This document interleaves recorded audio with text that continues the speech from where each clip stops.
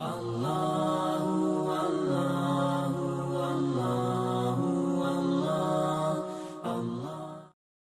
اللہ الرحمن الرحیم۔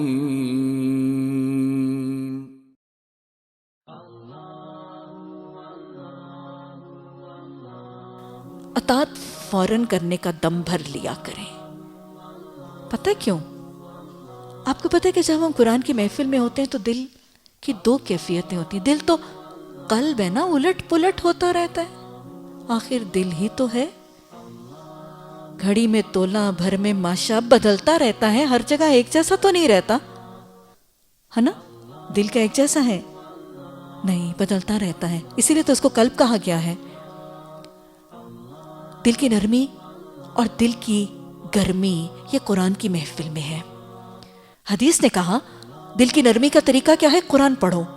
قرآن کی تلاوت دل کو نرم بھی کرتی ہے، اور قرآن کی سماعت اور قرآن کا فہم اس کو ایمان کی حرارت بھی دیتا ہے۔ یہ وہ دو حالتیں ہیں جب دل کی حالت کو بدلنا بڑا آسان ہے۔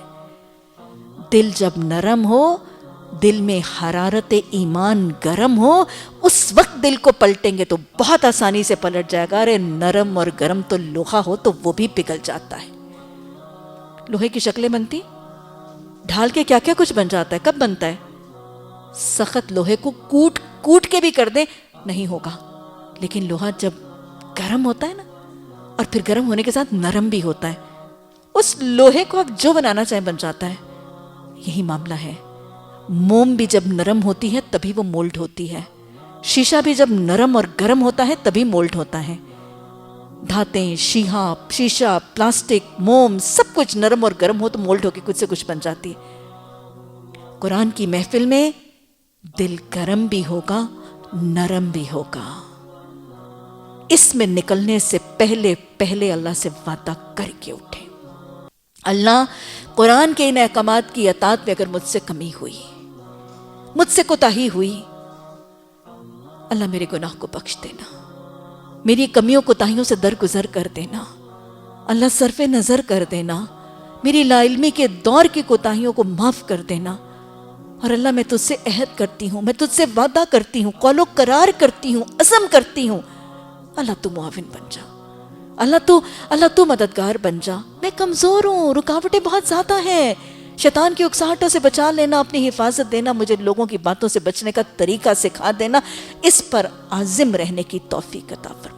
اللہ معاونت کرے گا۔ اٹھنے سے پہلے یہ نیت اور ارادہ کر کے جایا کریں۔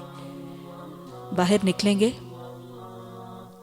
ہلکی سی ہوا ہی لگ گئی نا باہر کی، اور آج کی ہوا، ڈیفنس کی ہوا، وہ تو ٹھنڈی بہت ہے، پورے کا پورا ایمان کو ٹھنڈا کر دیتی ہے، سخت کر دے گی دل کو، پھر فرق نہیں پڑے گا۔ اور یہ بھی میں آپ کو بتا دوں، دل بار بار نرم نہیں ہوا کرتا، اور بار بار اگر پگھلا کے تو لوہے کو بھی خراب کریں وہ بھی خراب ہو جاتا ہے۔ تو جب قرآن سنیں، قرآن کا حکم سمجھیں، اللہ سے فوراً دل کے بدلنے کی دعا کرے، عزم ارادہ کر کے۔ میں پھر بتا رہی ہوں، نماز ایریا آپ کے پاس ہے، یہاں سے 2 نفل پڑھ کے جائیے گا۔ ربنا ثبت اقدامنا، اللہ ہر زندگی کے مرحلے میں مجھے اس پردے کو تھامنے کی توفیق دینا۔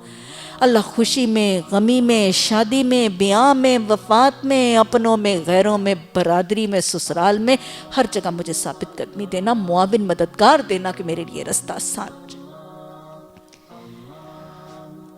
تمہیں کیا پتا کہ تمہاری موت کی گھڑی قریب آ لوگی اور تم ڈیلے کرتی بھی رہی ہو؟ بہرحال یہ یقینی امر ہے کہ اللہ نے کافروں پر لعنت کی ہے۔ 2 الفاظ، کافر اور لعنت۔ کافر کون ہوتے ہیں؟ اللہ کا حکم سننے کے بعد اس کا انکار کرنے والے۔ وَصَلُهُنَّ مِنْ وَرَاءِ حِجَابٍ يُدْنِينَ عَلَيْهِنَّ مِنْ جَلَابِيبِهِنَّ وَلَا تَبَرَّجْنَ تَبَرُّجَ الْجَاهِلِيَّةِ الْأُولَىٰ وَلَا يُبْدِينَ زِينَتَهُنَّ إِلَّا مَا ظَهَرَ مِنْهَا۔ احکامات سننے کے بعد نہیں مانتے۔ کہاں لکھا ہے چہرے کا پردہ ہے؟ کہاں لکھا ہے سر کو ڈھانپنا ہے؟ کہاں لکھا ہے عبایا پہننا ہے؟ کہاں لکھا ہے چادر پہننی؟ قرآن کے اتنے احکامات سننے، پڑھنے، سمجھنے، بتائے جانے کے باوجود نہیں مانتے، کافر ہیں، اللہ کے احکامات کا انکار کرتے ہیں۔ ان پر کیا ہے؟ لعنت کا مطلب اللہ کی رحمت سے محروم ہونا. کون سی رحمت ہے؟ آپ نے حضرت عائشہ رضی اللہ تعالیٰ عنہ کو فرمایا تھا، عائشہ اگر اللہ کی رحمت میرے بھی شامل خال نہ ہوئی تو میں بھی جنت میں داخل نہیں ہوگا. اللہ نے اپنے احکامات دینے کے بعد سورہ احزاب کے اختتام میں فرما دیا کہ جو لوگ میرے احکامات کو سننے کے بعد ان کا انکار کریں گے ان پر لعنت ہے، وہ میری رحمت سے محروم ہوں گے. اور جب اللہ کی رحمت سے کوئی محروم ہوگا تو کہاں جائے گا؟ جنت میں؟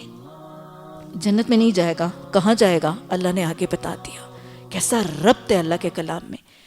جو میرے حکم کو سننے کے بعد، سمجھنے کے بعد، ماننے کے بعد اس کو عمل کا انکار کرے گا اس پر میری رحمت کی محرومی ہے، اس پر لعنت ہے. جنت سے تو محروم ہوگا. کہاں جائے گا؟ ان کے لیے بھڑکتی ہوئی آگ ہے. استغفر اللہ ربی اللہم اجرنا من النار. ان کے لیے بھڑکتی ہوئی آگ ہے.